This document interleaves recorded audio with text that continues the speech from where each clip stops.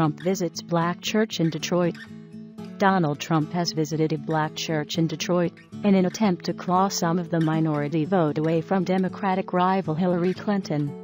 He told the congregation he fully understands that the African American community has suffered discrimination. The Republican candidate will also tour a neighborhood in the predominantly black city, his staff said. Polls say Mr. Trump, who is lagging behind Mrs. Clinton, has low support among black and Hispanic voters. Accompanied by Ben Carson, a former Republican presidential hopeful who grew up in the city, Mr. Trump arrived at the church to the sound of protests against him taking place outside.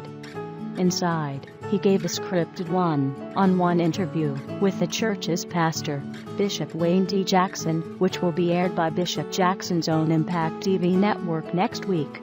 Mr. Trump then attended a service before addressing the congregation with a prepared speech, striking an unusually measured and humble tone. "Nothing is more sad than when we sideline young black men with tremendous potential," he said.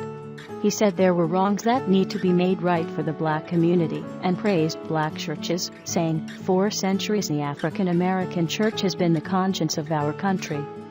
He pledged to revive Detroit, which has fallen behind economically since the decline of its once dominant car industry, promising new roads and bridges everywhere. In his interview with Bishop Jackson, Mr. Trump answered a set of pre-approved questions with replies prepared by his campaign staff and the Republican National Committee, the New York Times reported. The newspaper published a leaked copy of the 12 questions and answers, which covered police killings, racial tension, and accusations that Mr. Trump is racist.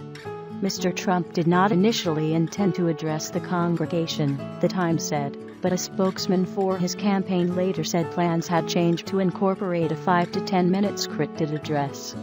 The controversial Republican candidate has attempted in recent weeks to appeal to both black and Hispanic voters, claiming he would create jobs in poor cities. On Friday he met black religious and community leaders in Philadelphia and days earlier saw black and Latino Republicans in New York. But months of hardline rhetoric on immigration and social issues have done little to endear Mr. Trump to minority groups. And he has been criticized by some for addressing black issues in front of largely white audiences, and for making critical statements about black communities,